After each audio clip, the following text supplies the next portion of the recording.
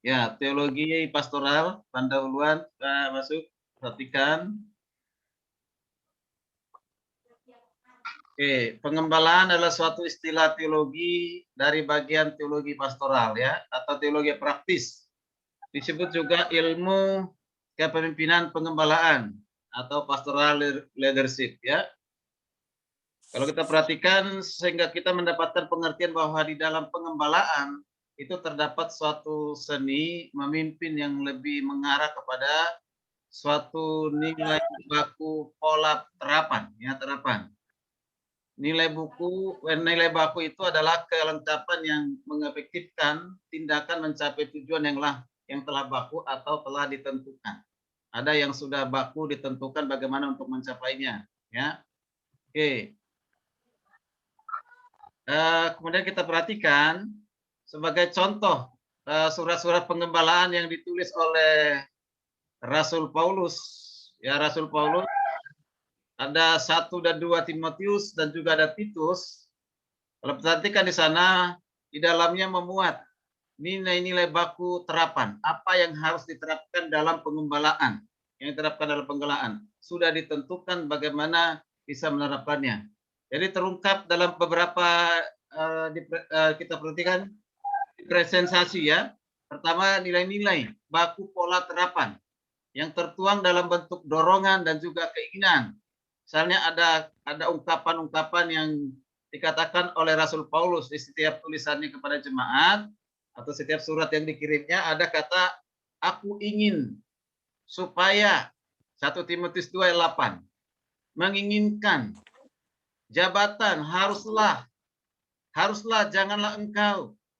Ya, ini semua ada di kitab Timotius ya. Kemudian dikatakan hormatilah, ajarlah, nasihatilah semuanya itu. Nah, ini semua ungkapan-ungkapan inilah ungkapan hati seorang gembala. Ingin melakukan sesuatu, mengerjakan sesuatu, menentukan sesuatu. Ini ungkapan dan harapan dari seorang gembala. Ya, seorang gembala atau seorang pemimpin bagi jemaatnya atau bagi orang-orang yang dipimpinnya. Ini ungkapannya. Jadi berarti jelas, sudah jelas orang yang sudah dipilih, dipanggil jadi gembala oleh Tuhan tahu apa yang harus dikerjakan, apa yang harus ditentukan untuk dikerjakan. Itu jelas ya. Nah, kalau misalnya ada seringkali begini bertanya begini ya, kalau orang-orang yang lulus dari teologi, ya, kamu mau jadi gembala tidak? Aduh, tidak panggilan. Padahal udah sekolah teologi, saya lulus STH lagi, ya kan? Nah, kenapa tidak mau jadi gembala? Belum terpanggil. Nah, sekolah teologi 3 tahun, 4 tahun, belum terpanggil. Jadi nah ini perlu jadi diskusi juga nanti. Ada lagi yang mengatakan bagaimana sih kita bisa tahu bahwa kita ini terpanggil menjadi gembala? Apa petunjuknya bahwa kita ini terpanggil jadi gembala? Nah ini, ada lagi yang mengatakan, kalau tiap orang jadi gembala, siapa menjadi jemaatnya? Gitu.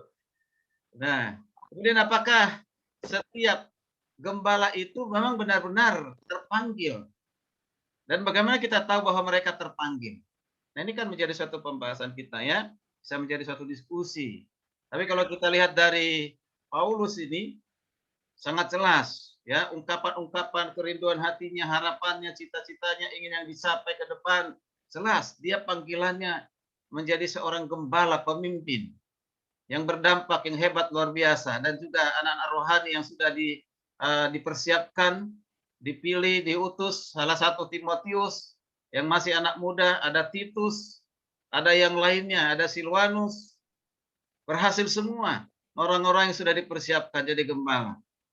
Nah, lalu apa yang kita lihat dari Paulus dengan teman-temannya yang lain itu dan apa yang mau kita teladani? Tentu kita melihat pertama adalah kejelasan dari panggilan, keyakinan akan panggilan itu, karena disitulah yang menentukannya. Baik. Jadi Paulus menulis surat untuk memberikan petunjuk kepada muridnya, cara bagaimana menata jemaat, bagaimana menggembalakan jemaat. Metode penataan jemaat yang dipandang oleh Rasul Paulus sebagai suatu tindakan yang harus dibakukan, ya dibakukan. Jadi harus menjadi baku, jelas, ya kan? Nah, kemudian untuk itulah ia menulis surat menjadi pegangan di dalam pengembalaan. Jadi semua surat-surat yang ditulis itu, surat kepada Roma, surat kepada Korintus, ya, Efesus, Galatia, semua surat itu menjadi satu buku pegangan. Buku pegangan untuk penataan jemaat, pelayanan jemaat. Atau petunjuk-petunjuk bagaimana menggembalakan jemaat. Ada di surat-surat kiriman itu semuanya. Bahkan berguna bagi kita sekarang ini. Dan itu yang kita pakai untuk pengembalaan. Ya, itu luar biasa dan relevan kapanpun, dimanapun, dalam situasi apapun, tetap relevan. Jadi tujuan pengembalaan pun baku, yaitu tindakan penjagaan dan pemeliharaan yang dilakukan oleh seorang gembala jemaat kepada anggota jemaat. Jadi jelas, jangan sampai gereja itu melalui gembalanya semuanya mengalir. Tidak jelas programnya dari gembalanya, kan? Semua mengalir. Ya, apa yang mau dilakukan besok, yang penting mengalir saja. Tidak ada perencanaan yang diukur untuk akan dilakukan jangka pendek, jangka panjang. Ini tentunya ditentukan oleh siapa? Gembalanya. Ya, oke. Kemudian pengembalaan adalah tindakan memelihara kondisi jemaat agar apa? Agar tertib hidupnya sebagai orang-orang yang sudah memperoleh keselamatan yang diberikan kepadanya, keselamatan dan iman. Iman. Jadi ada sesuatu yang dilakukan dalam waktu dekat, dalam waktu sedang berjalan, dan juga dalam waktu jauh ke depan. Ya, yang pertama, ya dalam iman menerima keselamatan dari Allah. Nah, ini jemaat sudah menerima keselamatan dari Allah, dipastikan itu. Ya, itu harus terjadi. Kita perhatikan. Kemudian sedang berjalan kondisi orang percaya tertib dalam hidupnya, tertib dalam hidup sebagai orang-orang yang sudah diselamatkan. Dalam perjalanan itu jemaat itu harus disiplin, harus tertib sesuai dengan apa yang Tuhan kehendaki di dalam hidupnya, ya. Kemudian setelah seorang diselamatkan seharusnya ia tertib sesuai dengan nilai hidup seorang yang telah diselamatkan. Di dalam keselamatan seseorang memiliki kondisi dan pola hidup baru. Berbeda dengan sebelumnya sebelum diselamatkan. Ya, harus ada perbedaan. Nah, ini semuanya adalah tanggung jawab siapa? Tanggung jawab gembala untuk memperhatikan, memelihara. Ya. Ya, itu yang dikatakan dekat dan juga sedang berjalan, ya. Jadi bagaimana menata pola hidup dari jemaat itu. So, mereka mengalami perubahan terus-menerus dan meninggalkan kehidupan yang lama.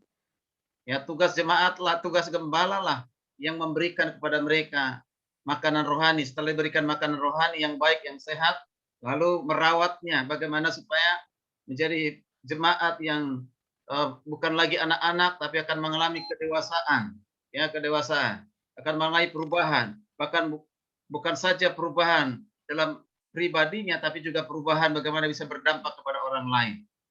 Nah, misalnya yang jauh, keselamatan bukan hanya menikmati dalam iman, ya, pada masa kini, tetapi juga merupakan tujuan dari iman. Seseorang yang sudah memperoleh keselamatan, dia beriman dan udah pasti masuk surga, tetapi ini juga harus untuk jauh ke depan, masa depan kita persiapkan. Demi mencapai keselamatan, seorang jemaat harus digembalakan, harus digembalakan. Jadi Allah memberi gembala jemaat bagi para anggota jemaat dalam kehidupan keselamatan. Sehingga dengan pengembalaan terwujud kehidupan jemaat yang teratur. Demi mencapai jemaat yang teratur maka perlu diatur. Ya, perlu diatur. Supaya jemaat teratur perlu diatur. Supaya jemaat tertib perlu diatur. Ini demi mencapai apa? Supaya jemaat itu semakin mengalami, ya, pertumbuhan kedewasaan. Jadi pengembalaan adalah pelayanan pengaturan baik kepada anggota jemaat dan juga pada pengembalaan itu sendiri, ya, pengembalaan itu sendiri. Nah, ini yang menjadi pendahuluan. Nah, kembali tadi apa yang saya katakan tadi bahwa pengembalaan adalah pelayanan kepada saudara kita dalam Yesus Kristus ini, ya. Pengembalaan harus dipandang sebagai pelayanan kepada orang lain yang mereka sudah hidup di dalam Kristus. Mereka sudah hidup dalam Kristus. Nah, jadi tugas dari seorang pastor ataupun gembala di gereja itu tidak mudah. Tidak mudah. Tanggung jawabnya itu besar. Makanya menjadi seorang gembala itu tentu harus benar-benar punya keyakinan bahwa memang dipanggil jadi gembala. Pernah nggak kita mendengar gembala cepat pensiun dini? Pernah nggak gembala akhirnya berubah profesi tengah perjalanan? Pernah nggak seorang gembala akhirnya bubarkan gerejanya, tinggalkan pengembalaan? Pernah nggak seorang gembala akhirnya dia mengatakan, saya lebih baik tidak mengembalakan, tapi saya lebih baik konsentrasi di pendidikan saja. Dia tinggalkan pengembalaan. Apa yang saya katakan itulah kejadian. Itulah yang sering. Ya, itu yang menjadi satu tantangan, hambatan ya dalam pengembalaan. Mengapa demikian? Ya kembali kepada panggilan masing-masing. Ya kembali masing-masing. Oke, baik. Ada 4 tadi hal yang saya sampaikan. Kita diskusi sebelum masuk ke pengertian teologi pastoral. Ya, mari kita bersama-sama. Pertama pertanyaannya gini yang perlu kita diskusikan. Bagaimana kita bisa mengetahui seseorang itu dipanggil jadi gembala? Gitu. Apa petunjuknya? Apa petunjuknya bahwa seorang itu telah dipanggil jadi gembala? Itu pertanyaan yang pertama dulu, yang perlu kita diskusikan. Ya mungkin ini sudah menjadi bagian dari kita, sudah menjadi pengalaman dalam kehidupan kita. Ya. Tahan menderita, Pak. Ya, silakan. Tahan menderita, Pak. Tahan menderita. Oke. Tahan menderita. Ya, yang ini pertama nanti nggak mau orang jadi gembala. Oke, ada yang lain, silakan. Yo. Apa yang lain? Kalau yang tahan menderita, jadi gini. Jadi dia punya keyakinan bahwa dia memang dipanggil gitu. Bagaimana dia bisa tahu bahwa dia dipanggil jadi gembala? Ya, itu apa petunjuknya? Ya, kalau menurut saya, ya dia punya hati yang mau melayani, Pak. Itu salah satu petunjuk-petunjuk bahwa seseorang itu mengembalakan sebuah jemaat, dan di situ ada pertumbuhan yang terjadi baik rohani maupun ya istilahnya baik kualitas maupun kuantitas dalam sebuah pelayanan yang diemban oleh seorang gembala. Menurut saya begitu. Oke. Baik. Kalau menurut saya dia diberikan hikmat dan kemampuan oleh Tuhan di dalam mengembalakan pelayanannya. Ya, diberikan hikmat kemampuan. Oke, baru yakin bahwa dia dipanggil ya jadi gembala ya. Ya. Ya, oke. Itu mungkin kita bisa sampaikan itu karena pengalaman pribadi ya, masing-masingnya. Tapi kalau kita mau melihat potensi bagi orang lain di luar dari orang lain, misalnya cikal bakal bisa jadi jemaat, bisa dari jemaat cikal bakal jadi gembala. Apa yang kita bisa lihat? Ya tentu kan kita jadi gembala ini bukan untuk abadi. Pasti kita mempersiapkan regenerasi, bahkan juga adalah pendelegasian. Apa yang bisa kita lihat dari jemaat bahwa ini bisa ini jadi gembala ini? Dia memiliki kemampuan, Pak, kerendahan hati. Dan memiliki sesuatu yang bisa dicontohi untuk dia bisa menjadi seorang gembala. Itu menurut saya sih. Rendah hati, ada yang dicontoh, ada yang diteladani, ya, yang teladani. Oke, baik, silakan yang lainnya. Ya, saya Pak. Ya, silakan Ibu.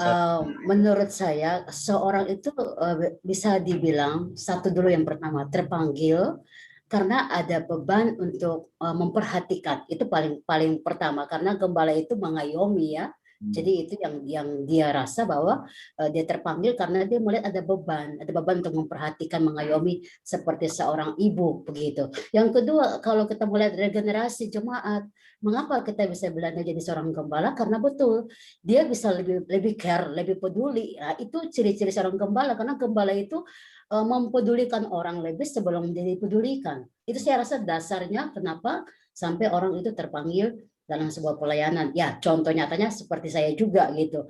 Dulu ngajar gitu ya. 8 tahun ngajar, pelajaran karakter building, dan tiba-tiba Tuhan suruh harus merintis gitu.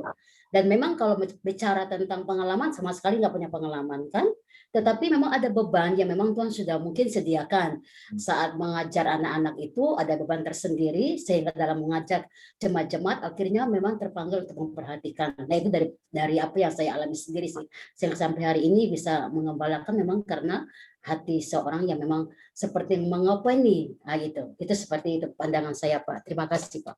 Oke, baik. Jadi ada keterbebanan setelah melihat jiwa-jiwa atau orang-orang yang akan dilayani. Ini siapa yang akan menolong mereka? Ada di depan mata, ya kan? Ya, maka dengan itu membuat kita keterbebanan itu proses tentunya ya proses ya. Keterbebanan itu menjadi suatu proses. Karena kadang-kala orang kan dengan tindakan emosional langsung mengambil tindakan menjadi gembala kan. Nah ini tidak ada yang instan, proses semuanya itu proses ya. Nah untuk menjadi gembala yang sungguh-sungguh dipanggil. Oke, terima kasih Ibu. Jadi ada yang lain. Dan mungkin panggilan, Pak. Jadi memang pasti yang pasti panggilan gitu. Karena kalau gembala nggak panggilan pasti dia tidak akan selesai begitu. Ditinggalkan di pinggir jalan. Jadi itu pasti panggilan yang memang terproses akhirnya terproses. Tadi nggak bisa akhirnya jadi bisa karena memang panggilan sehingga Tuhan melengkapi dia untuk bisa selesaikan semuanya. Begitu Pak. Terima kasih Pak. Oke, betul. Jadi panggilan itu pasti keterpanggilan yang dimana Roh Tuhan bekerja kan dalam kehidupan kita ya. Jadi panggilan sehingga ada keterbebanan. Keterbebanan itu sebenarnya karena melihat ada yang membutuhkan pelayanan, gitu kan? Ya itu betul ya. Jadi ada keterbebanan. Jadi proses semuanya. Oke, baik. Terima kasih Ibu Sarlin. Mungkin ada yang lain untuk menambahkan? Dipanggil dan dipilih, Pak. Dipanggil dan dipilih. Boleh Pak di-share itu dipanggil dan dipilih kira-kira seperti apa Pak itu? Ya. Maksudnya bisa saja dipanggil tapi dalam beberapa waktu, Pak. Seperti Bapak bilang tadi itu terpaksa dia meninggalkan, dia menjadi orang sekuler gitu kan. Bisa terjadi ya, dulu ada pelayanan jadi dibubarin gitu kan. Sebetulnya waktu itu dia sudah dipanggil kan. Nah kira-kira pendapat saya seperti itu. Ya dipanggil dan dipilih. Kalau sudah artinya gini, tidak cukup hanya dipanggil gitu Pak ya. Jadi harus dipilih. Karena kalau dipanggil itu nanti hanya bisa berhenti tengah jalan gitu ya. Nah kalau sudah terpilih maka dia akan selamanya ada di situ ya. Itu ya. Amin. Ya, gitu ya. Baik, sampai akhir hidupnya ada di situ. Ya, itu kalau dipilih. Ya, baik. Ini pendapat dari Pak Daniel. Setia sampai akhir. Ya, setia sampai akhir. Ya. Berarti orang-orang meninggalkan pengembalaan di tengah jalan itu, ya berarti harus terpanggil. Dipanggil. Baik. Terima kasih Pak Daniel. Ya, silakan. Masih ada yang lain? Ya ada, ini masih ada yang anak muda, ada Lerin ya, ada gembala-gembala di sini, ada siapa lagi Pak? Ada Ibu apa ini? Ibu Nopa ya, Anopa. Ya. Oke, ada Penri, Pak Penri dari Papua. Izin Pak dosen, sedang di jalan Pak dosen. Oke, baik. Ya, hati-hati. Ada lagi? Oke, kalau tidak ada, supaya kita lanjut. Kalau tidak ada lagi. Atau pertanyaan yang kedua tadi. Pertanyaan yang kedua tadi, katakan apa pertanyaan kedua tadi? Ya, apakah tadi sudah terjawab ya? Mengapa seorang gembala bisa beralih profesi? Ya, bahkan kita mengetahui banyak ya seorang gembala tinggalkan pengembalaan jemaat jadi politikus. Jadi anggota dewan, tinggalkan pengembalaan. Ya, ada apa sebenarnya? Apakah itu memang sesuatu yang... Iya Pak, mungkin kalau dari saya, iya Pak. Shalom Pak. Ya, shalom. Mungkin saya tanggapi. Ya, karena memang ada banyak orang yang memang saya melihat dengan saya sama-sama berjuang, tapi betul tadi akhirnya alih profesi. Saya rasa mereka tidak mengalami panggilan itu, begitu ya. Nggak alami panggilan itu. Kalau panggilan itu memang akan menjadi satu ikatan roh yang luar biasa. Sehingga apapun yang terjadi dia akan tetap fokus di situ.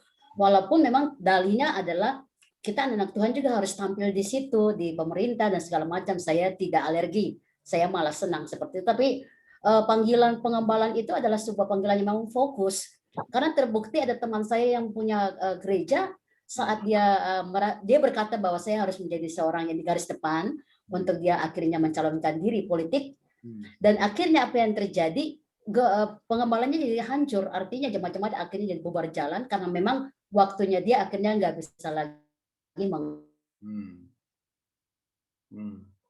Iya. Oke, halo. Ya. Putus. Tapi kita akhirnya ngerti sesuatu. Iya, betul. Jadi adalah panggilan yang memang harus mengikat. Ya, kalau menurut saya Pak, mungkin gembala itu tidak tahan dengan proses kan. Nah, kalau jadi gembala kan bukan langsung terkenal, bukan langsung memiliki segalanya. Apalagi jadi gembala itu harus, karena kerendahan hati, dia rendah hati maka dia harus berkorban. Kan ada banyak gembala yang sudah lama berkorban, tapi akhirnya dia merasa dia tidak mendapatkan apa-apa. Gitu. Apalagi sekarang banyak yang lulusan sekolah teologi kan Pak. Mereka sekolah teologi bukan karena panggilan, tapi karena ingin mendapatkan sesuatu.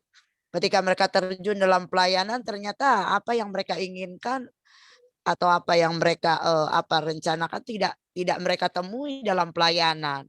Sehingga pada akhirnya mereka gagal untuk menjadi gembala yang baik, terpikat dengan hal-hal dunia yang lebih menyenangkan hati.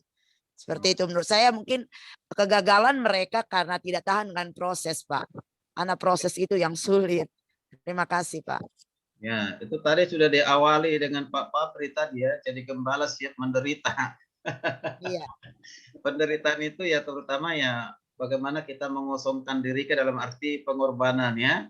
Ya, tidak lagi hanya fokus memikirkan diri sendiri ya, atau ada di zona nyaman kita sendiri. Bagaimana kita harus melihat pelayanan itu suatu kepedulian tadi. Ada kepedulian, ada keterbebanan ya kan. Nah, tidak semua orang tahan dengan itu, apalagi diperhadapkan dengan kebutuhan setiap hari, materi kan. Nah, itu juga yang membuat orang. Pernah saya bertemu dengan seorang gembala, udah sekian lama mengembalakan di Taman Mini sana. Jemaatnya sudah lebih dari 100 orang ya, ibadah setiap hari Minggu, di ibadah di tempat yang sangat sederhana, dan dia berharap ada yang bisa membantu tempat ibadahnya itu dengan segala cara dilakukan, sinode dan yang lain sebagainya. Tapi apa yang menjadi harapannya tidak berhasil, lalu mulai dia tidak bersemangat, lalu jemaat itu dialihkan kepada gereja lain. Dia tinggalkan, dia pulang ke Siantar sana. Sebelum dia pulang ada beberapa bulan dulu karena menunggu anaknya selesai sekolah dulu karena tanggung pindah. Ketemu saya di rumah kosnya, di mereka tinggal di kontrakan. Saya bilang diteruskan aja Pak, kita doakan dengan segala cara akan kita lakukan. Coba, saya bilang ternyata nggak sabar. Sudah Pak, ya lebih baik saya pulang kampung saja, perintisan di kampung. Saya sudah serahkan itu jemaat kepada orang lain, diteruskan. Waduh luar biasa, saya bilang. Wah, kemana? Jemaat bagaimana? Karena jemaat saya itu ekonomi menengah ke bawah semua Pak, pedagang di kampung rambutan, ya di terminal-terminal di pinggir jalan. Saya nggak bisa berharap kepada mereka. Saya sudah berharapkan kepada pemimpin di sinode, tapi tidak sampai saat ini tidak pernah diperhatikan. Ya, nah itu. Nah ini proses penderitaannya seperti itu, akhirnya pulang kampung. Ya setelah pulang kampung luar biasa. Ya. Kehilangan gairah ya Pak ya, kehilangan gairah, kehilangan semangat untuk melayani karena kesulitan hidup. Ya, kesulitan hidup, memang kesulitan hidup. Saya bilang selama berjalan nggak pelayanan itu Pak, berjalan. Ya, masih bisa makan nggak? Masih bisa. Dan terus kenapa nggak diterusin saja kalau masih bisa? Nah itu dia kan, karena mungkin ada yang diharapkan lebih dari yang ini untuk pelayanan tapi nggak mencapai ya, sehingga itu yang buat dia pulang. Benar-benar pulang loh, benar-benar pulang. Harus bayar harga kalau jadi gembala. Jadi Pak, sekarang pertanyaan begini Pak Duse. Ya. Hai. Yang menjadi pertanyaan yang mau saya tanyakan kepada ini vlog, apakah itu dosa atau tidak? Nah setelah ada jawaban ini baru saya lanjutkan lagi pertanyaan keterangan kedua, gitu Pak. Menurut Bapak dan ini semua ya teman-teman yang di ruangan ini, apakah itu dosa atau tidak? Ya silakan menjawab sebelum saya menjawab. Ada nggak itu di ayat Alkitabnya? Mengingkari panggilan itu Pak Fabri. Ya. Oke, gitu ya. Ditemukan sih ayatnya. Oke, nah sekarang begini. Gembala Paman Sandelbeck itu Rick Warren. Dia katakan dia pernah pelayanan di sebuah daerah, yaitu daerah itu adalah daerah kumuh. Nah, di kelas menengah ke bawah ekonomi jemaahnya, dia tidak cocok di situ. Lalu dia pindah ke Sandelbeck. Dia kasih kepada kawannya. Luar biasa kawannya itu mengembalakan di situ dan bertumbuh gereja itu. Dia pun di Sandelbeck seperti sekarang adalah menjadi teladan buat kita dan kita beli bukunya, dia berhasil. Itu sekarang. Bagaimana dengan itu? Ya. Oke, kalau pindah pelayanan masih bagus lah. Ini kan pensiun, ditinggalkan pelayanan. Oh, pensiun dia, Pak. Oh, Dia kupikir bilang disantar kan? mau berkebun aja katanya, mau berkebun. Oh, Ya, ya kalau berkebun apa boleh buat lah, Pak. ya, Kupikir dia disantar pelayanan lagi dia. saja. Ya, mengelola sawahnya opungnya anak-anak ini katanya. Ya sudahlah, ya kan? Nah, Boleh saya kasih masukan Pak Dosen? ya silakan. Ya saya rasa kasus-kasus seperti ini sebetulnya banyak ya, banyak terjadi karena ekonomi. Tapi sebenarnya sih nggak ada salahnya. Kalau seorang gembala itu dilihat dari segi keadaan jemaatnya, nggak ada salahnya dia bekerja. Ya kan, nggak ada salahnya. Seperti saya lah, saya juga bekerja. Ya kan, punya bisnis sendiri dan tidak mengharapkan kebutuhan dari pelayanan pengembalaan tersebut karena keadaan jemaat yang pas-pasan juga gitu ya. Oleh karena itu ya kita sebagai gembala harus rajin. Seperti Paulus kan dia juga rajin. Dia bikin tenda untuk mendapatkan biaya kebutuhannya. Nah, itulah yang saya bilang, satu moto saya itu ya hidup untuk melayani, bukan melayani untuk hidup. Kebanyakan gembala-gembala kan melayani atau pelayan-pelayan melayani untuk hidup. Harusnya kita kan hidup untuk melayani, beri. Ya, saya rasa Haleluya. Dua-duanya, Pak, dua-duanya. Ya, itu luar biasa Pak Telebanua ya. Jadi memang gembala itu kalau selagi masih mampu untuk mengembalakan dan menghidupkan keluarga dan itu juga untuk melayani jemaat dengan bekerja berbisnis, itu tidak salah, itu justru bagus, baik kalau ada yang seperti itu kan. Tapi ada yang justru diharapkan sepenuhnya supaya fokus dengan pelayanan hanya penghasilan kehidupannya dari mana, dari jemaat gitu kan. Nah sekarang udah saatnya lah di zaman sekarang ini, saya setuju sudah saatnya sekarang ini ya gembala bukan berarti berbisnis, tapi gembala bisa bekerja membuat suatu usaha kecil-kecilan yang mungkin tidak dikelola sendiri, tapi bagaimana mengatur jemaatnya kan, ya jemaatnya atau siapa, mungkin istri ibu gembala atau siapa saja kan, kita hanya sebagai tidak pelaksana langsung kan gitu. Kalau mungkin pelaksana langsung pun seperti Bapak ya nggak apa-apa, itu bagus, saya pikir tidak sejauh tidak pernah mengganggu pelayanan, meninggalkan pelayanan. Nah ini kan yang saya bilang tadi jadi murni hanya bisnis, tapi pengembalaan itu tidak menjadi prioritas. Yang prioritas itu malah ditinggalkan kan gitu. Ya itu. Ada yang kita tahu seorang gembala sekarang ini ya mendirikan koperasi simpan pinjam dan punya anak buah banyak. Akhirnya ya ini kan kemana ya? Kalau saya bilang ya kita ini inilah saling bertukar pikiran lah ya. Ya kita tahu kalau koperasi simpan pinjam itu ya ketika penagihan di lapangan itu pasti ada saja persoalan masalah dalam hal penagihan kepada ya nasabahnya. Itu akan terjadi kalau misalnya 2 kali, 3 kali, berkali-kali tidak datang, itu pasti ketidaksabaran sehingga terjadilah yang mungkin emosional dan yang lain sebagainya. Nah ini, nah tujuannya tadinya adalah koperasi untuk siapa? Untuk membantu, tetapi di lapangan tidak seperti apa yang ya diungkapkan gitu. Nah ini kasus saja sebenarnya, tidak semuanya seperti itu ya. Ya saya setuju Pak, itu tadi ya memang Pak Rasul Paulus adalah seorang gembala yang sangat-sangat bertanggung jawab. Dia tidak mau membebani jemaat dalam hal kebutuhan pelayanan, kebutuhan dirinya sendiri. Itu Paulus itu selalu berusaha bagaimana caranya supaya pelayanan tetap jalan. Bahkan komitmennya dalam kitab Korintus itu ya, Katakan, apakah upahku ketika aku memberitakan Injil? Upahku ialah memberitakan Injil tanpa upah. Ya. Luar biasa itu. Ya, tanpa Terus upah. tambahin Ini lagi Pak. seperti itu. Luar biasa. Celakalah aku kalau tidak memberitakan firman. Nah. Celakalah aku jika aku tidak memberitakan Injil, karena suatu keharusan bagiku, kan itu. Amin. 9 itu. Jadi hidup untuk melayani ya, bukan melayani untuk hidup. Betul Iya. sekali, betul sekali. Hidup untuk melayani. Ya, Tapi memang saya menambahkan dikit Pak, kebetulan memang ya, saya pun orang pekerja Pak. ya. Jadi saya seorang bekerja di pemerintahan. Ada faktor memang kita sebagai, apalagi gereja-gereja kita, gereja yang kecil ini, kalau kita memang tidak ada kreativitas, memang sedikit akan menyulitkan Pak. Jadi kalau gambaran saya, seorang hamba Tuhan itu, di zaman ini, apalagi zaman kita yang serba serba lengkap ini. Jadi pendeta harus banyak, gembala memikirkan harus ada kreativitas yang harus dibangun di suatu pelayanan itu.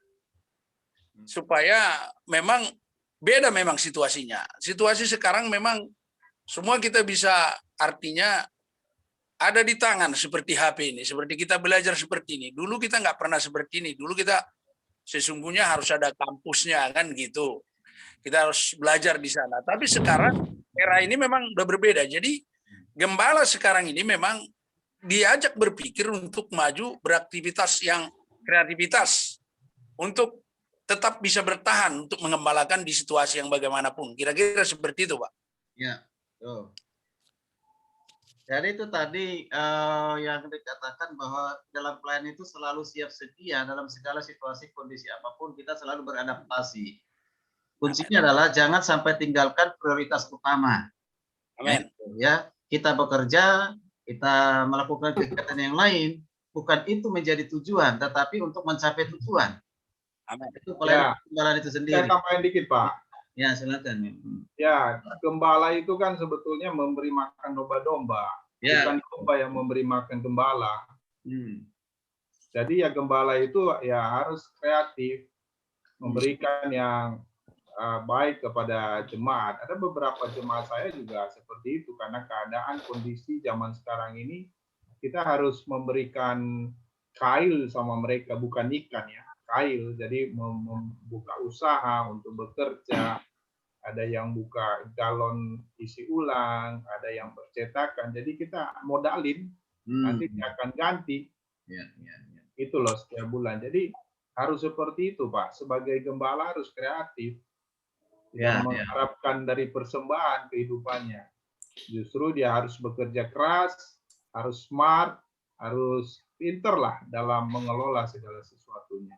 Jadi tidak ada gembala yang dibelas kasihanin sama jemaat terus. Tradisi seperti itu yang terjadi. Saya rasa itu Pak, makasih. Jadi gembala juga harus membantu meningkatkan ekonomi jemaat. Ya, benar. ya, UKM. melalui usaha-usaha kecil dan berani memberikan modal ya, sesuai dengan mereka punya kemampuan, mereka punya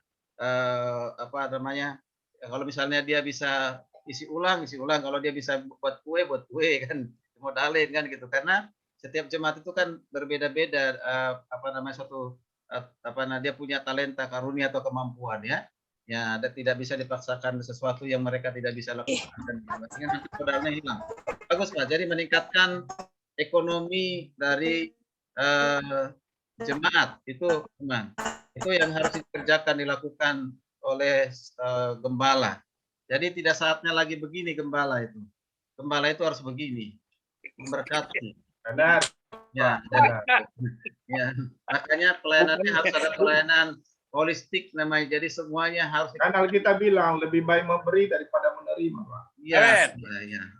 Saya mau tanya Pak. Silakan. Ini jadi ramai. Kita tidak pernah begini. Ya. Kita begini karena udah dikasih persembahan itu kita begini. Oh gitu. Ya, iya kan? Itu kan dikasih kepada Tuhan, lalu kita ambil begini, kan? Bukan begini kita. Saya mau tanya Pak. Oke, silakan. Bertanya itu silakan. Ya. Ya Pak. Sebelumnya saya jawab sedikit itu, Pak Fabri tadi bilang kan yang berpindah itu gembala yang berpindah, berarti dia melihat peluang di tempat yang lain itu lebih bagus, Pak. Sehingga dari pedesaan dia pindah ke kota. Gitu. Terus yang saya mau tanyakan ini, Pak. Ini baik lagi Bu, Sekarang itu kan udah lewat itu. iya, karena Ini ada di masalah pikiran saya. mengambil Pak, begini itu. saya mau nanya nih, diam dulu Pak Fabri. Silakan dulu Ibu Novita, Pak Fabri emang. Ya silakan Ibu Pendeta. Sekarang kan zamannya online nih Pak. Apakah gembala bisa nih, misalnya saya mau nanya dan saya minta tanggapan dari teman-teman juga. Jualan online gitu Pak, itu gimana Pak? Apa tidak berpengaruh dengan pelayanan atau gimana? Jadi gembalanya sendiri yang berjualan di online gitu, itu gimana Pak? Pak, saya nambah sedikit Pak. Pembicaraan tadi ya. Saya pembicaraan di awal sebelum pertanyaan Ibu Novita ya. Begini, kita harus tahu apa tujuan pengembalaan, itu paling penting gitu loh. Kalau kita nggak bisa tunjukin kita punya iman sama Tuhan yang kita layani, bagaimana jemaat bisa ikut Tuhan? Itu aja sebenarnya. Haleluya. Jadi itu prinsip gitu, itu prinsip. Jadi tujuan pengembalaan adalah apa gitu loh. Kalau saudara menggembalakan, berarti tujuannya adalah jemaat untuk melihat diri saudara punya iman yang luar biasa. Begitu loh. Menyesal banget itu kalau seandainya seorang bapak tadi pergi istilah pensiun, itu mengerikan sekali. Nah, pertanyaan Ibu Novita, Bu, ini sekarang online gitu. Kita harus smart untuk melakukan sesuatu, dan betul, gembala itu harus tunjukin dia pintar, dia smart, dia punya ide-ide kreatif, dia inovatif, dia bisa berkarya luar biasa. Kenapa tidak? Karena dia harus tunjukin bahwa dia bisa memelihara sebuah bangsa yang Tuhan percayakan buat dia. So sederhana sekali. Jadi kalau gembala, maaf kata ya, saya suka mendengar gembala itu sepertinya menerima, memberi, menerima, baru kalau memberi itu karena ada memberi. Oh my God, miskin sekali Tuhan yang kita layani. Kenapa saudara? Saya ini ikut Tuhan karena saya dulu punya bisnis, saya berhasil di bisnis. Tapi Tuhan panggil saya dan saya bilang sama saudara ya, gitu bisnis itu lebih keras luar biasa. Tapi waktu saya melayani Tuhan, saya mau bilang pelan itu lebih sulitnya luar biasa. Kenapa? Karena waktu kita bisnis ya, orang tipu kita naik pengadilan selesai, bayar duit, gitu loh. Tapi sekarang kalau ada jemaat yang tipu kita, apa yang kita mau buat? Ya kita doa, kita minta dia diampuni oleh Tuhan, kita berikan kasih lagi buat dia. Betul. Itu lebih sulit. Jadi kita kalau mau melayani Tuhan, melayanilah sungguh-sungguh kan begitu. Dan tunjukkan Tuhan mau pelihara engkau, gitu. Setiap khotbah harus terima kasih Bu. Smart. Setiap khotbah harus dibilang seperti yang dikatakan Pak Abdul itu kan dalam 1 Korintus pasal 9. Jemaat ini pendeta kasih yang rohani kepada jemaat kasih yang jasmani, itu dia, itu alatnya. Haleluya.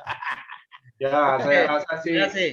Ibu Novita ya, kira-kira terjawab ya. Jadi kalau melayani Tuhan tadi harus kreatif, ada sesuatu yang kita buat untuk mencapai tujuan, prioritas itu ya.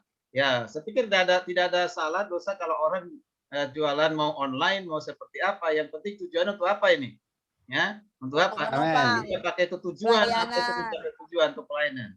Ya, silakan. Tapi jangan sampai terbuai, tergoda, akhirnya nanti yang nggak jelas, ada di persimpangan jadinya kan, antara mau bisnis online atau mau pelayanan. Jangan sampai mengunjungi jemaat, aduh sorry ini lagi urusan online. Ini katakan jemaat seperti itu, jemaat akhirnya dibiarkan. Ini satu langkah harus lebih maju dalam keadaan dunia, itu hamba Tuhan. Jadi harus taklukkan keadaan dunia, bukan dunia taklukkan kita. Jadi kita harus menggunakan semua ide kreatif yang memang harus sedang terjadi dalam dunia online untuk memuliakan nama Tuhan. Tentunya. Amin. Terima kasih Bu. Terima kasih Pak. Menurut saya Pak, satu lagi Pak, ya tanda seorang gembala yang penuh komitmen dalam pelayanan, tidak pernah takut dan tidak pernah ragu dalam mengambil setiap keputusan. Bahkan ada hal-hal yang terjadi kepada jemaat yang dibantunya, ditolongnya, lalu jemaatnya istilahnya mengkhianati dia, meninggalkan dia, kan gitu ya. Ya udah, tipe seorang gembala dia akan sabar menghadapi semuanya itu. Ya dalam pelayanan juga kita sering mengalami seperti yang saya ceritakan tadi, kita coba kasih jalan keluar kepada jemaat-jemaat untuk permodalan dan lain sebagainya, tapi pada akhirnya mereka meninggalkan kita karena mereka tidak mau melakukan firman Tuhan. Ya satu contoh, bayar perpuluhan, karena udah berhasil males dia bayar perpuluhan Pak. Malah kabur ya, tinggalkan gereja ya. Dia tinggalkan gereja. Jadi udahlah, kan kita nggak berharap ke sana. Terserah dia sejauh mana dia memang mengerti kebenaran. Itu aja sih. Iya, Terima kasih. Ya, Makanya yang saya lihat banyak sekali gembala yang maaf kata ya, sakit stroke, sakit segala sesuatu itu karena apa? Karena susah mengampuni sebenarnya. Dan itu nggak baik. Kita harus relakan segala sesuatu. Disakiti, kita santai aja karena memang itu sebuah pelayanan yang memang dipanggilan kita, gitu loh. Persoalannya adalah waktu kita menyimpan pahit dan kita jadi sakit, itu merusak bait Allah yang untuk berkarya nyata loh. Jadi ini sebenarnya kelas ini saya suka sekali karena sebenarnya kita lagi difokuskan lebih tajam melangkah kepada visi roh untuk mengerti siapa diri kita di tengah-tengah dunia yang sedang bergejolak ini. Thank you so much. Jadi gembala harus siap ya segala konsekuensi, segala risiko. Kalau sudah mengambil keputusan, ya itu ya. Jadi apapun resikonya, apapun konsekuensinya, terutama itu sebenarnya yang mengecewakan adalah jemaat yang tidak taat, yang tidak sudah tahu firman tapi tidak melakukan, kan gitu ya. Ya, jangan sampai ada dendam, sakit hati, menyerang. Nah, itu kadang-kadang yang seperti itu ya kan, karena udah sakit hati dengan jemaat, ya tidak dikunjungi lagi, tidak didoakan lagi, ya tidak diperhatikan lagi.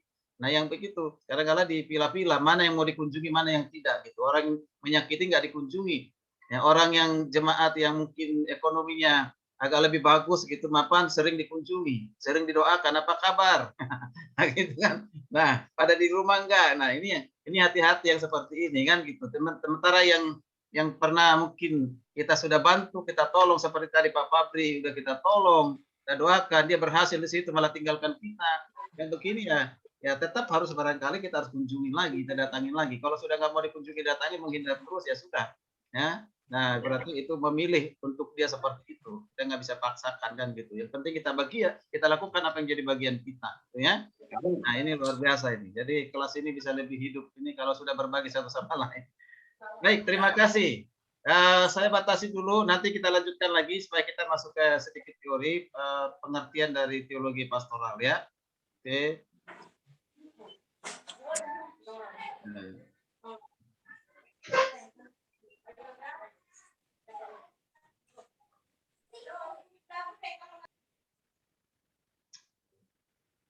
Ya, jadi kita lanjutkan. Teologi pastoral itu adalah sebuah cabang ilmu teologis yang berpusat kepada perspektif pengembalaan pada semua kegiatan dan juga fungsi gereja maupun ya pendeta.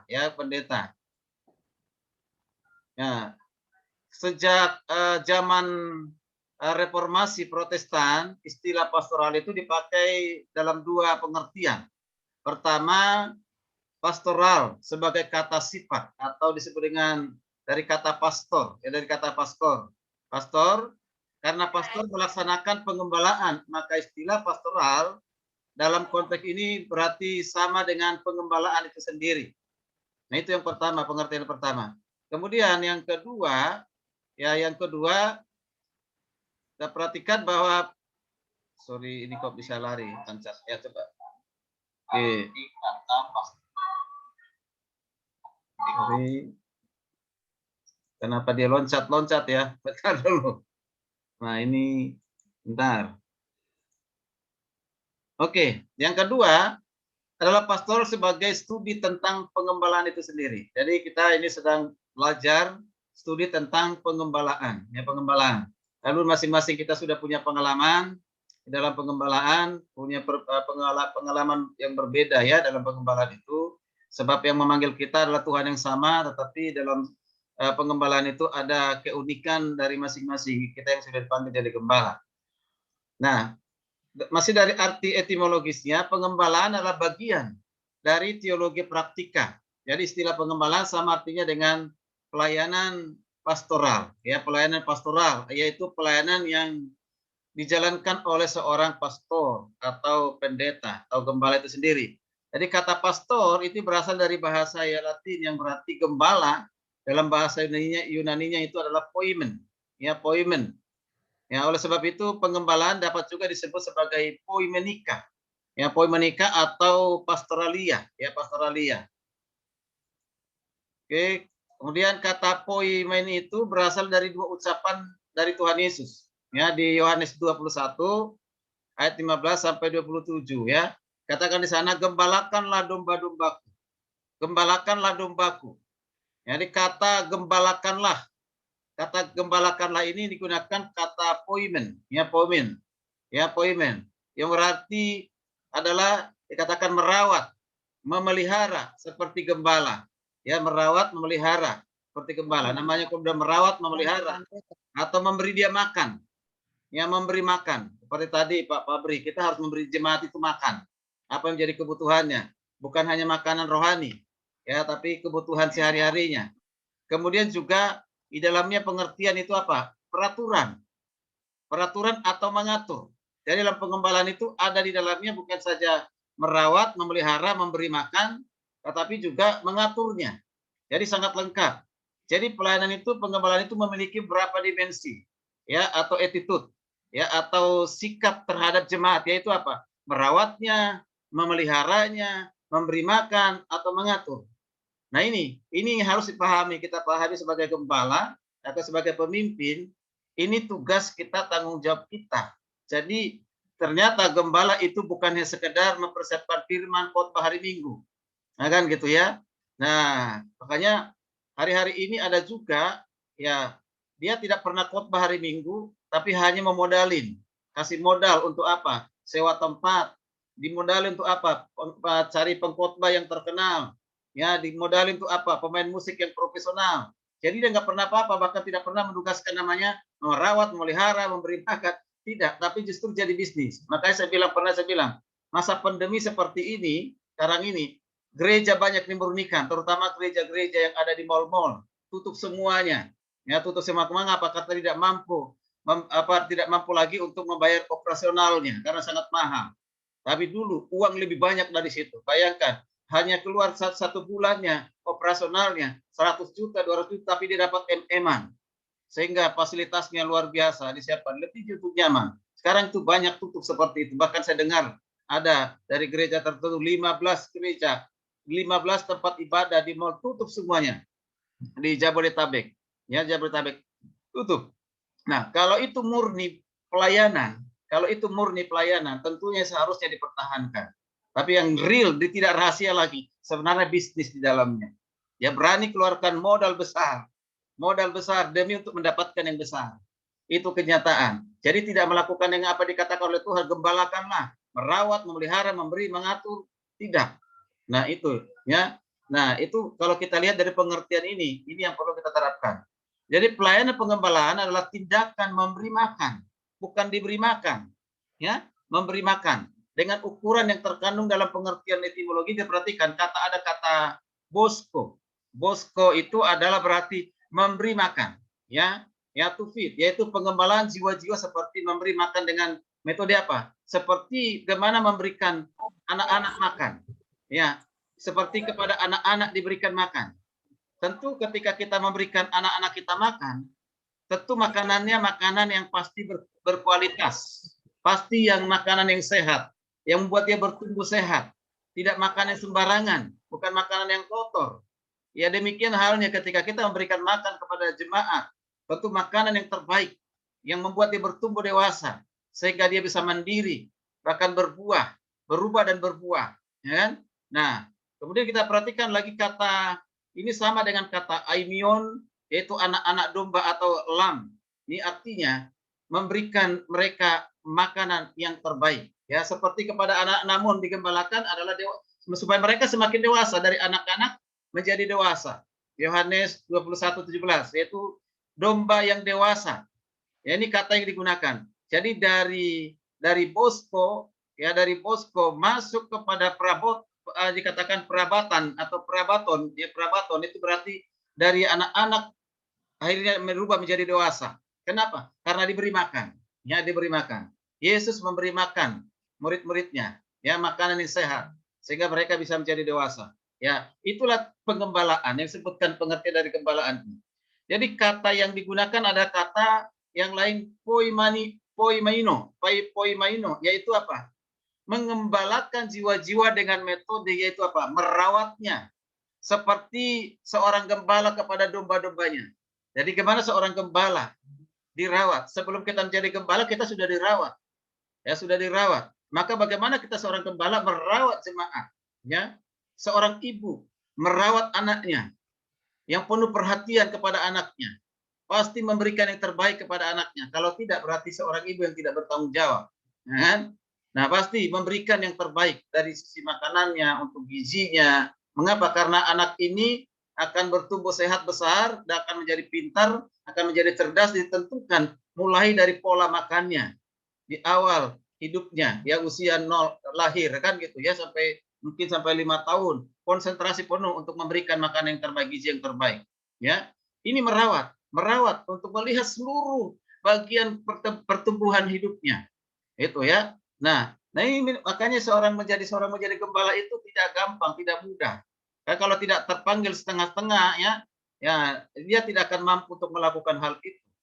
Ya, nah jadi metode perawatan itu memiliki pengertian apa adanya tindakan kepada objek, yaitu jiwa-jiwa itu menjadi dewasa, Ya, gembalakanlah domba-dombaku, dengan kalimat yang dikatakan di sini pengertian adalah gembalakanlah dengan metode pengembalaan kepada orang dewasa. Ya, orang dewasa. Dari anak-anak pengembalaannya merawat, beda. Tapi kalau sudah menjadi dewasa berarti bagaimana meningkatkan ya kerohaniannya menjadi semakin dewasa di dalam Kristus. Nah, kemudian ada lagi kita perhatikan kata pastoral.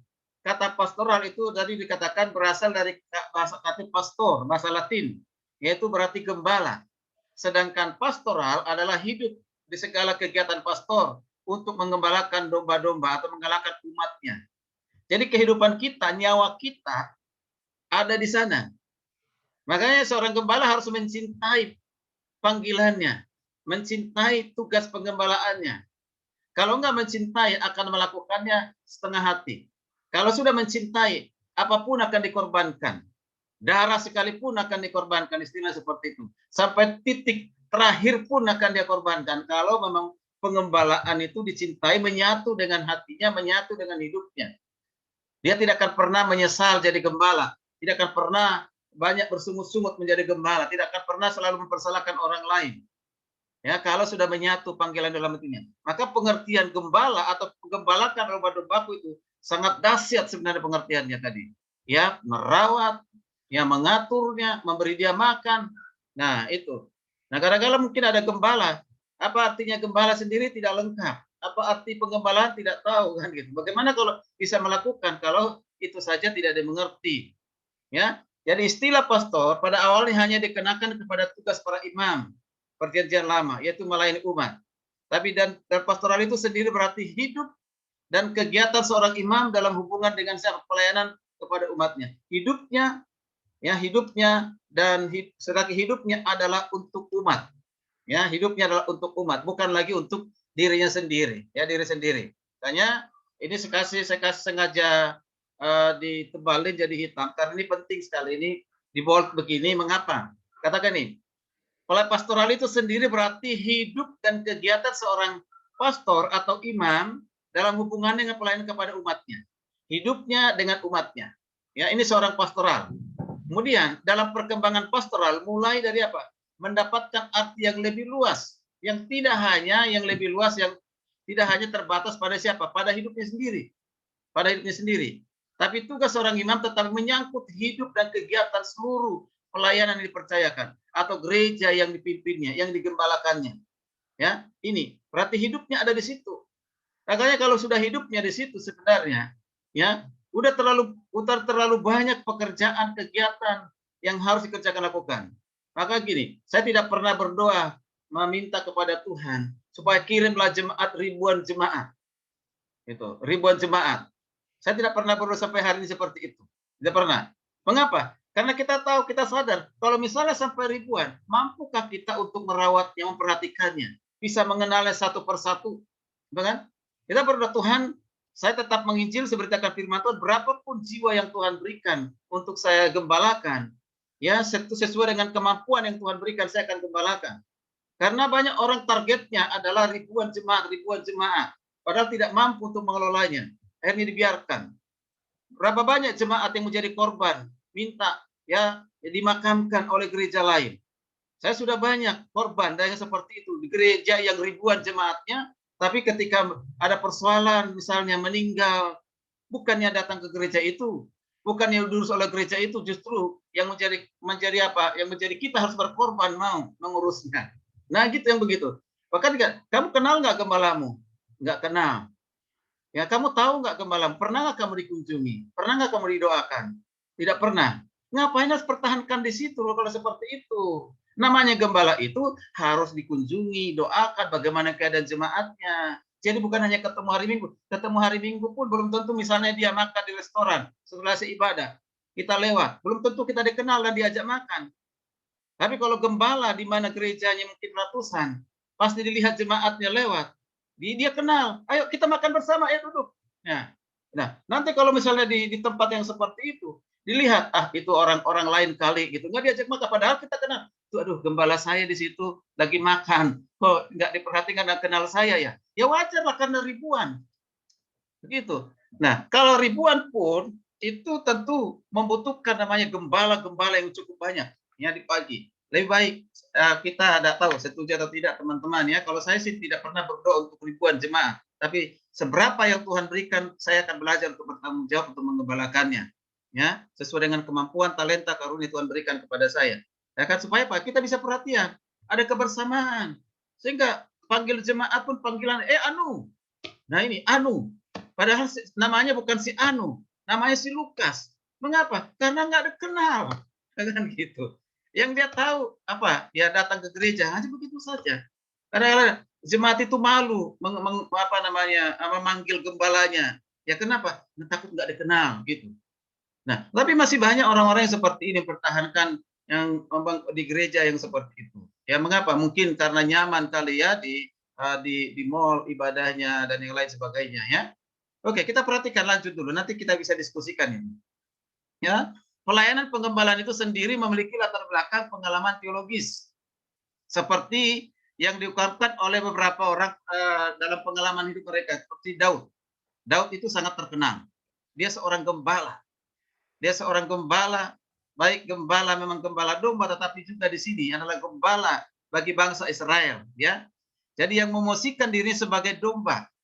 Ya, dia memosisikan diri sebagai domba dan juga memosisikan diri sebagai gembala. Ya, gembala. Ya, dikatakan Tuhan adalah gembalaku. Mazmur 23 sangat terkenal. Tuhan adalah gembalaku, takkan kekurangan, ya takkan kekurangan aku. Ya, takkan kekurangan aku. Ya. Ya, kalau kita perhatikan ungkapan dari Daud ini adalah pengalaman dalam hidupnya. Bagaimana Tuhan mengembalakan dirinya, itu dulu.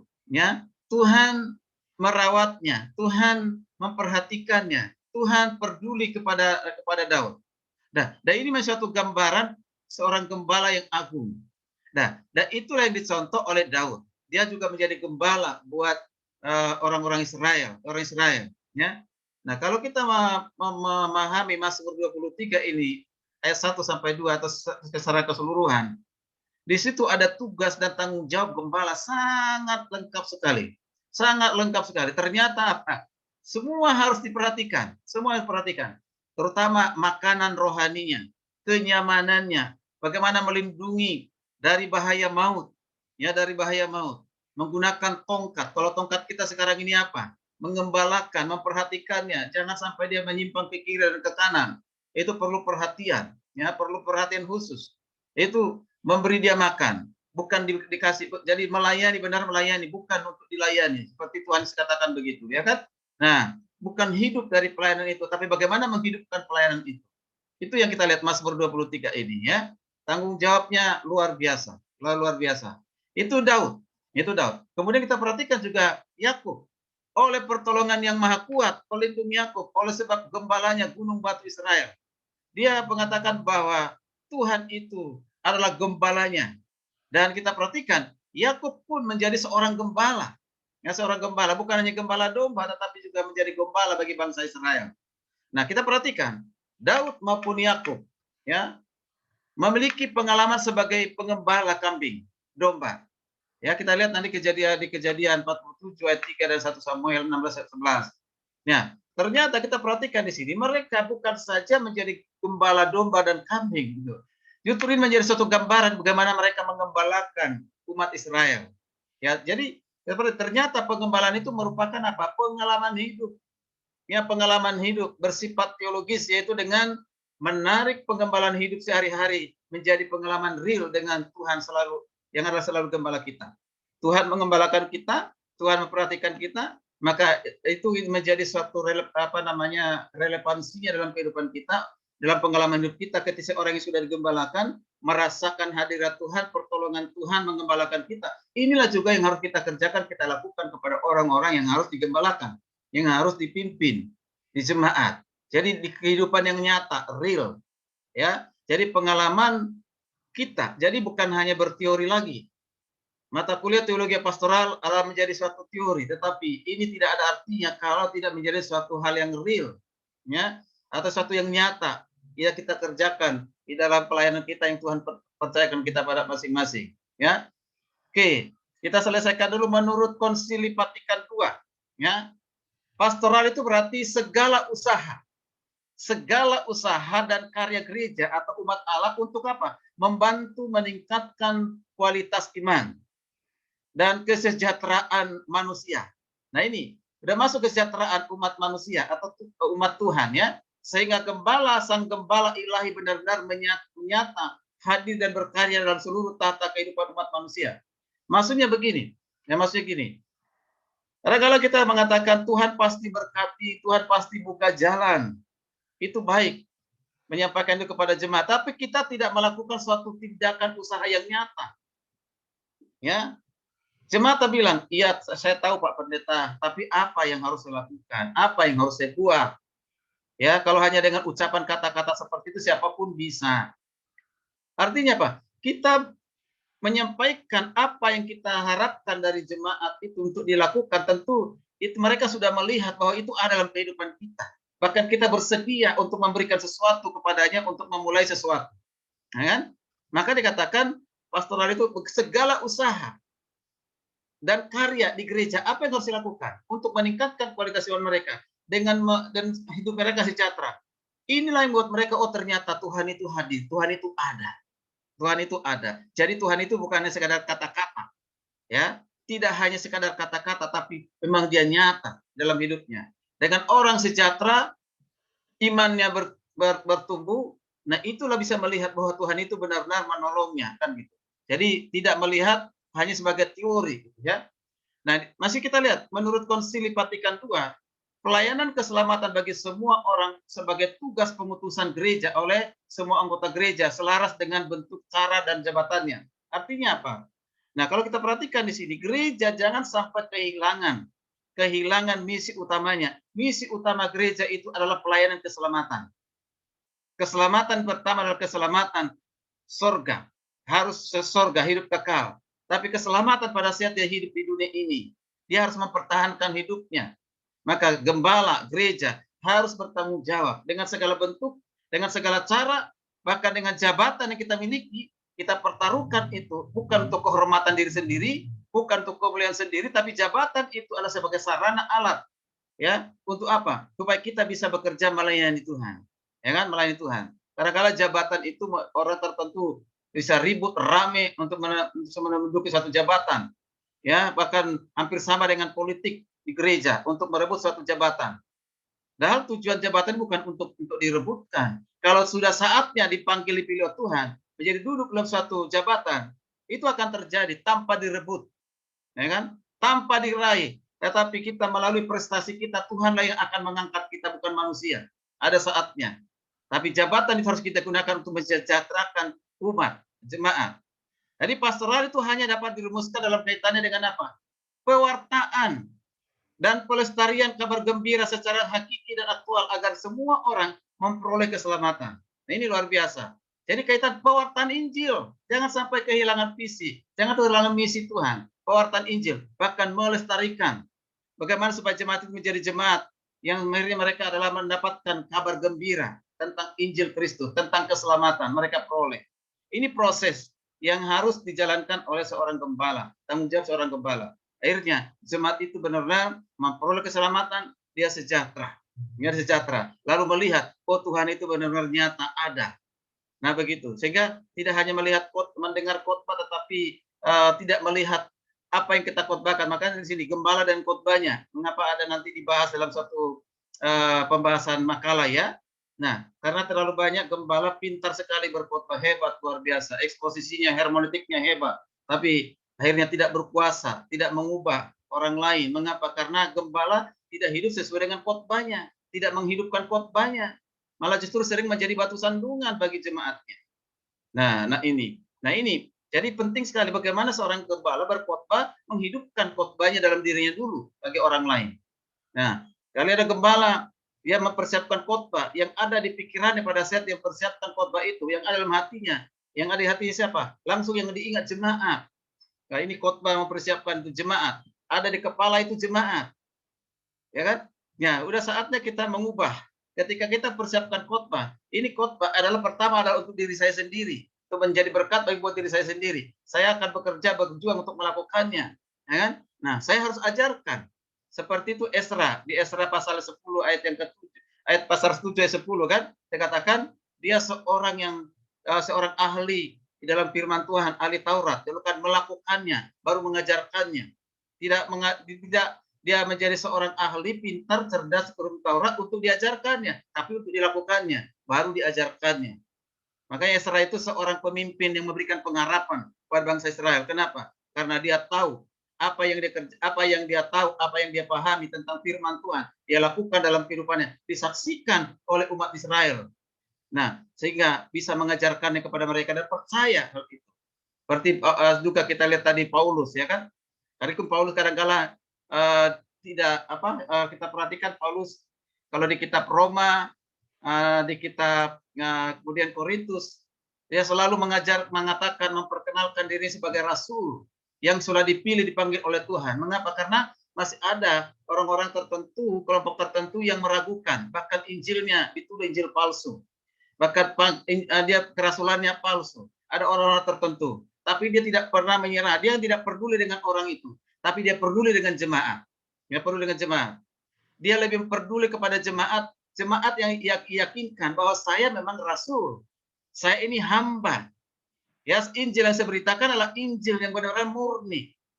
Tidak seperti yang dikatakan yang kau dengar dari orang lain. Jadi tidak mau berurusan stres atau harus meminta waktu dengan orang yang memberitakan fitnah, berita palsu itu, yang menuduh dia menjadi rasul palsu dan yang lain sebagainya. Dia tidak mau sibuk dengan itu. Nggak mau dengan fokus dengan itu. Tapi dia fokus dengan jemaat. Ya, supaya jangan sampai jemaat itu terpengaruh dengan berita-berita ya yang meragukan kerasulan, yang meragukan tentang panggilannya. Itu yang dia lakukan. Ini luar biasa. Jadi kalau dengan baru di etimologi dari pengertian gembalakanlah atau dikatakan poimen tadi, ya poimenikia dan yang lain sebagainya, sangat dalam pengertian seorang gembala itu, luar biasa.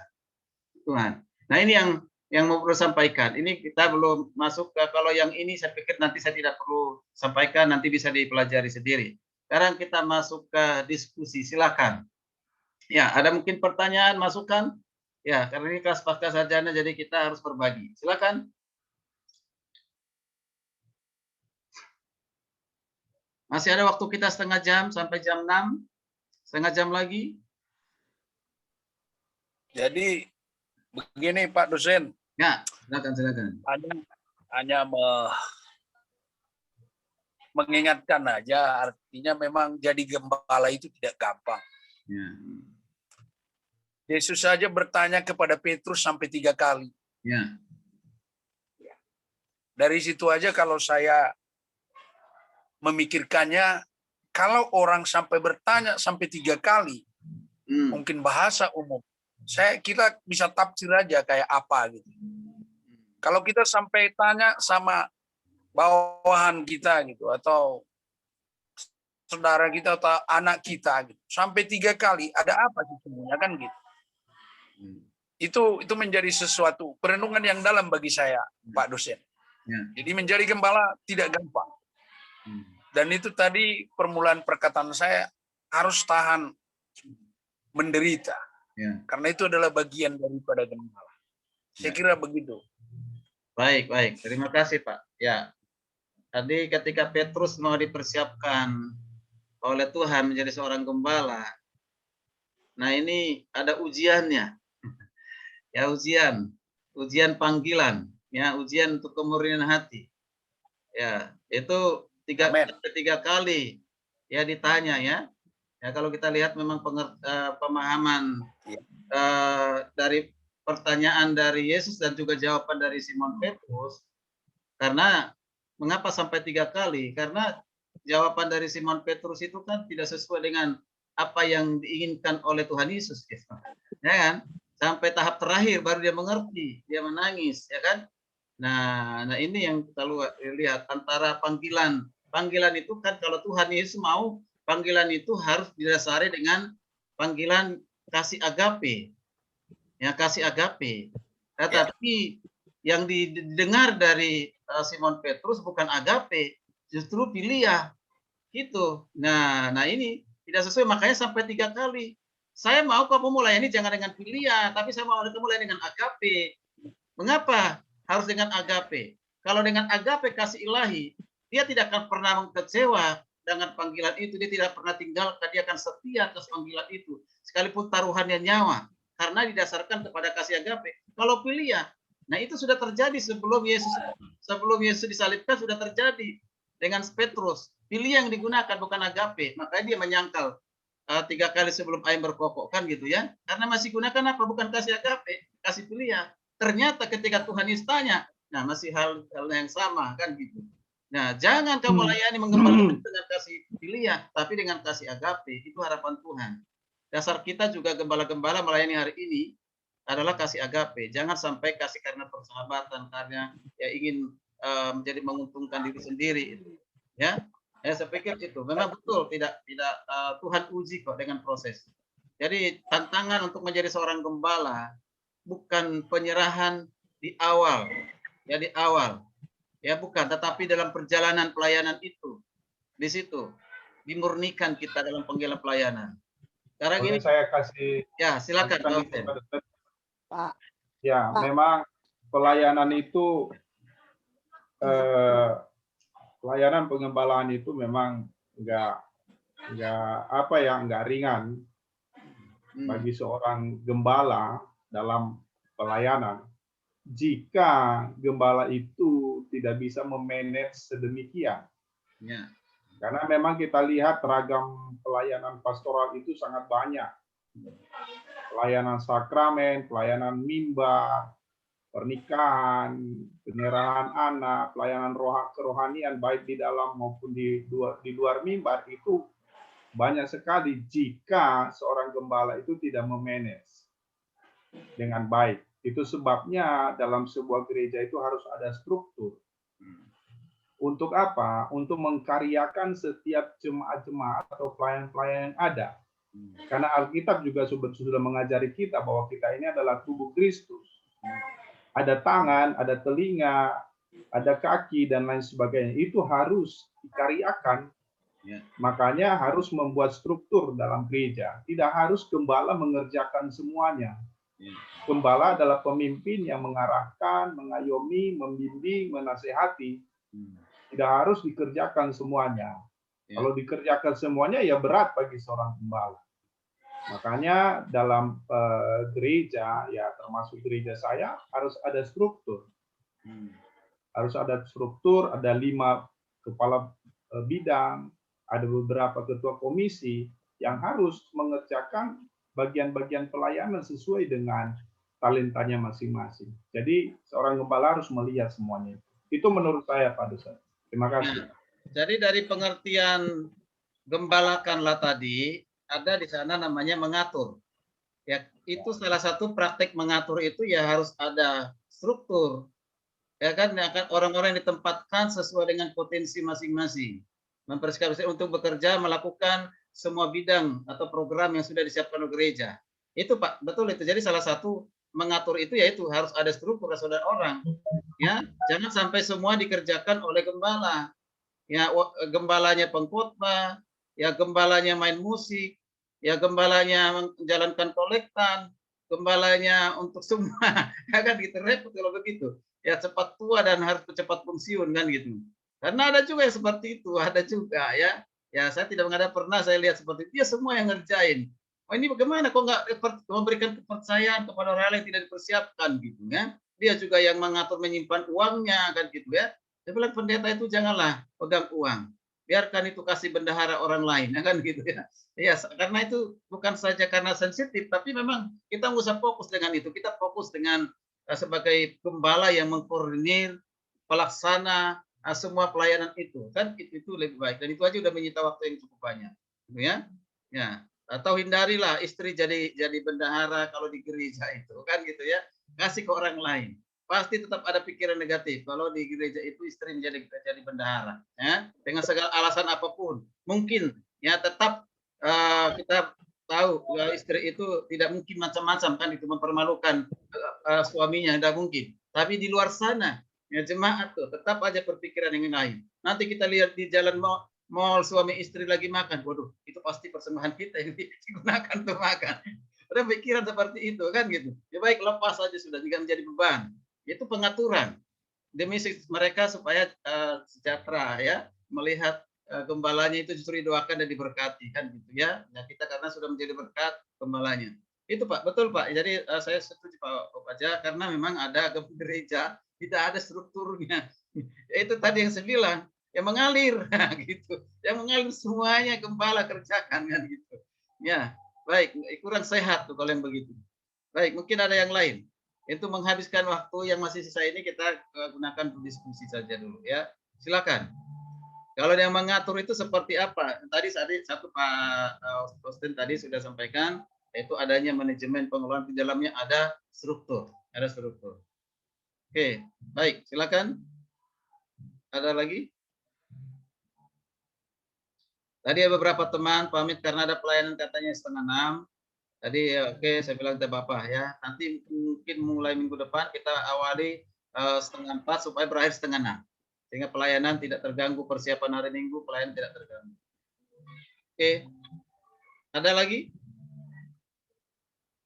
Pak Amang Butar-Butar dari Batam atau Pak Pendri nih? Biasanya Pak Pendri nih sering banyak nih yang menyampaikan sesuatu. Tapi jangan juga kalau dipaksa jangan juga. Tapi ada sesuatu yang ide muncul dari memang apa yang mau disampaikan kepada kita. Gimana? Ada Pak Daniel Octavianus belum mendengar suaranya. Masih di Malang, Pak? Si, Pak. Oh, masih. Luar biasa ya. Ya, kita sudah merindukan untuk datang ke Jakarta. Terima kasih nih Pak Daniel. Bawa kopi. Sudah habis kopinya. Siap, Pak dosen. Jadi dengar teman yang lain jadinya semuanya. Ya, bagaimana Ibu Sarlin? Ibu Sarlin masih ada bergabung dengan kita? Ya, kalau tidak, ya mungkin kita bisa selesaikan di sini dulu. Nanti tugasnya akan saya bagikan, saya share supaya mulai dikerjakan. Ya, minggu ketiga nanti langsung tampil untuk presentasi ya. Ya. Berarti hari Senin lagi Pak ya? Ya. Jadwalnya hari Senin lagi berarti ya? Bukan, kalau Senin itu mata kuliah lain. Kalau saya ini hanya setiap hari Sabtu Pak. Mata kuliah teologi pastoral, ya itu setiap Sabtu. Lalu yang Senin itu mata kuliah apa ya? Pak Edward ya? Pak Edward itu siapa Senin? Pak. Doktrin. Oh, doktrin ya. Secara doktrin. Ya, ya. Oke. Oke, baik. Saya pikir kita akhiri sampai di sini aja dulu ya. Ya. Baik, Pak. Ya. Minta tolong Pak siapa yang mau berdoa Pak Daniel Purba lah ya dari Depok. Silakan Pak. Baik, kita berdoa, Pak. Dalam nama Tuhan Yesus Kristus, Bapa yang hidup yang kami sembah. Terima kasih Tuhan atas mata kuliah di hari ini. Cukup banyak kami membicarakan tentang gembala. Bapak, tolong kami untuk kami tetap setia dalam pelayanan ini. Sesulit apapun, kami tetap setia kepadamu. Seperti Mazmur 23, Tuhan adalah gembala kami yang agung. Terima kasih Engkau berkati Pak dosen Butar-Butar. Engkau berkati teman-teman kami yang juga di Zoom ini Tuhan. Beri senantiasa kepada kami kekuatan. Kepada kami yang mengembalakan terus. Berikan hikmat ya Tuhan. Terima kasih Bapa di sorga. Terpujilah namamu.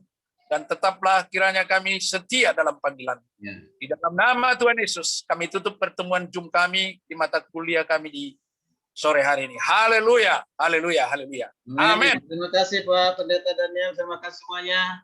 Tuhan berkati, selamat melayani di gereja masing-masing hari Minggu besok. Tuhan berkati, shalom. Ya, Shalom, shalom. Ya, shalom, shalom. Shalom Pak, Tuhan Shalom. memberkati. Tuhan berkati juga di lab ya. Oke.